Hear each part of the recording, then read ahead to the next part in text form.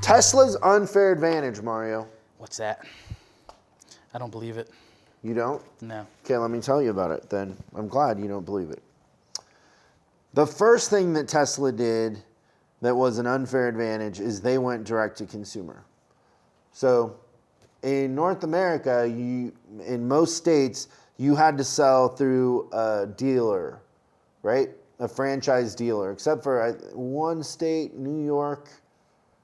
I know in Manhattan, a lot of the dealerships are owned by the manufacturer because they just can't afford overhead and all that. Yeah, the overhead. But for the most part, all the other states, I think there's one other one where you could, but you had to have a franchise dealer in order to sell cars. So what happens when Tesla can sell direct to consumer and bypass dealers? Think about it for a second. One is that margin that would go to dealers goes to them. Keep more of the net. Yeah. More of the profits. And so the other thing is they don't have the overhead of flooring either. Right. So you think about dealerships, they have all this overhead, they have rent, but one thing, and if you've watched the videos on chriscollinsinc.com explaining why fixed absorption is a house of cards, and I explained flooring in one of those videos and what it means. So if you don't understand it, go there to the website and opt in and watch that video. But flooring is a line of credit for wholesale cars that the dealerships pay, and it's expensive. Tesla is taking an order and delivering to a car, and there's really no flooring as we would traditionally understand it, right? So there's no that extra overhead isn't there. They also don't. Their employees aren't union. Oh, really? No. So in the factory, they've talked about going union, but as far as I know, they're not union whatsoever. So the next thing is software. So right now on a Tesla car, you can go into a menu in the car and buy different things. So you can buy extra performance for $2,000. Like they have an app store in there where and then you never have to go to a dealership to get it done. It pushes right from a satellite into the car. So most of the other manufacturers, the information pushes to a satellite and they can call you and tell you you're due for service, but they literally push the programming down into the car and avoid service altogether. From the comfort of your own driveway. Any updates, whatever it is, they just push them to the car. I'm seeing that advantage, Chris. I'm seeing that advantage. The other thing is their culture. So I'm going to go through a few of these, and they're not in any certain order, but their culture. So one thing that I was thinking about is Steve and I were talking about the service manager that used to work for him that now is a service manager at Tesla. And he was saying that every 2 weeks, Tesla sends out a new memo and they change where they're going constantly. So whatever the directive was 2 weeks ago is different this week. Like they're always changing. And we were talking about, we're like, well, if that happened to employees at a dealership, they would go crazy. Right. But you know why people at Tesla don't go crazy is because they're cutting edge and their culture has changed. They're driving change in the industry, so the employees are a part of this culture where change is expected. Part of the culture, right? Yeah. Yeah. So think about the difference in culture between employees at dealerships and Tesla. They feel like they're doing something cutting edge and special. Right. Employees at dealerships feel like, oh, it's constantly changing. We're always getting screwed. Right. And, that won't last. Right? Yeah. And so the cultures are completely different. So they get away with more. That's interesting. The semis. So they're coming out with the semis and the pickup truck. And their semis, when you think about what it's going to do to that industry, their cost per mile on those is going to be insane. And so when they start making those, same thing, it's direct to consumer, no manufacturer. Those margins are going to be completely theirs, and they're going to have a huge impact on that, but the revenue from that is going to be crazy. So Now understand the climate of electric cars. The reason why all the manufacturers are going to electric is because China is mandated by 2026, no combustion engine cars can be sold there. And it kind of counts down year over year, but the manufacturers are trying to get ahead of that, right?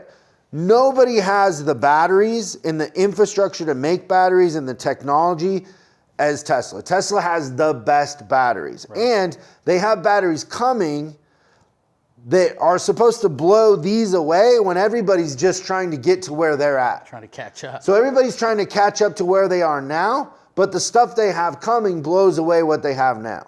So they're so far ahead in their battery technology that I don't know how anybody would catch up. And part of the thing with electric cars is the hardest part of making them is producing the batteries. And he's got that in Nevada here. And then his plant in China, I believe, is going to be fed by a plant in Germany making batteries there. So, and then that's the next thing.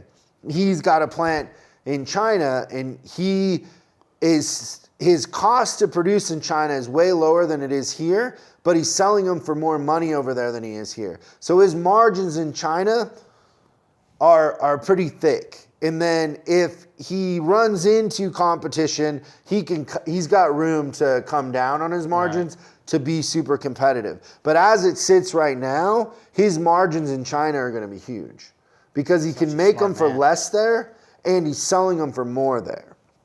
So he's so far ahead of everybody else with that it's speculated that what's going to happen is he's going to end up providing batteries for the other manufacturers.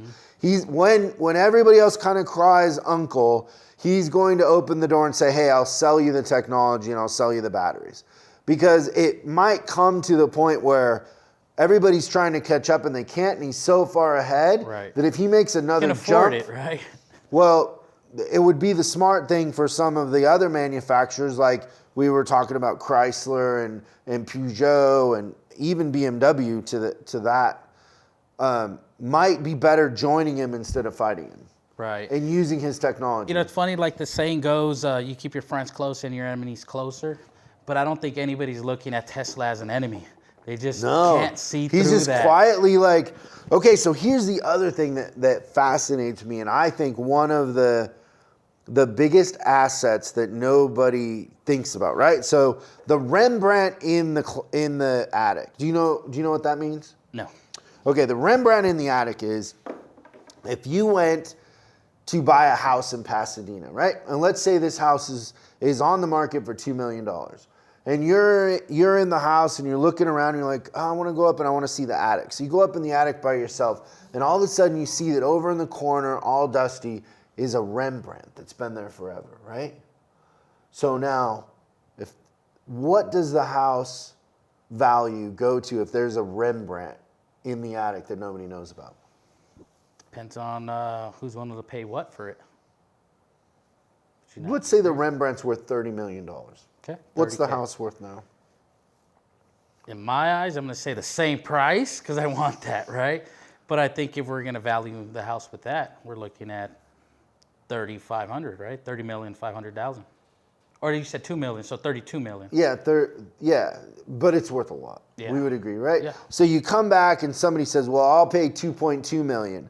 And then you go, well, I'll pay 2.4. And you end up buying the house for 2.5, and you have this Rembrandt in the attic. So now you made a great deal, right? So a lot of us in our businesses have a Rembrandt in the attic. For example, dealerships a lot of times don't understand that often their biggest asset is their database, but they don't know how to mine it or work it or understand it, or they don't have a good relationship with it. Right. So, but in a lot of businesses that I've gone into over the years, there's always a Rembrandt in the attic somewhere that nobody sees, and it takes a fresh set of eyes like us to come in and kind of point that out. But the Rembrandt in the attic, I think, for Tesla, and purely my personal opinion, is that they've had driverless cars out there on the road collecting data for how many years now? 8 years, something like that? Yeah, I was going to say 5 to 8. Yeah. Right. So, well, he was collecting data before they even turned it on.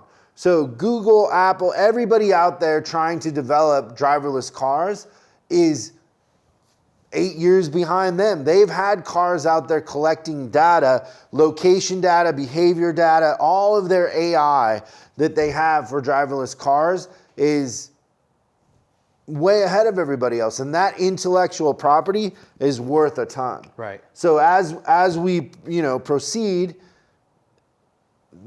he's going to have a huge advantage there too. So when you add all of these things up, we have clients that the manufacturer's like, hey, I want you to spend $10 million on a building. And they're like, well, I'm barely making money now. My new car sales are down, and you're telling me you want me to spend $10 million on a new building? No way. And then the manufacturers, and we've been in on these conversations too, are saying, man, I wish the dealers just weren't in the way. Right. I wish that we could just do it and go direct to consumer. And so as the margins and the profitabilities for dealers go down, manufacturers' appetite for going to direct to consumer goes up. And then you don't train your people, and you don't have great customer service and a great relationship with your market or your database. It affects it. So it's a weird thing, and I don't pretend to know where it ends up, but I am always surprised that we are ignoring Tesla.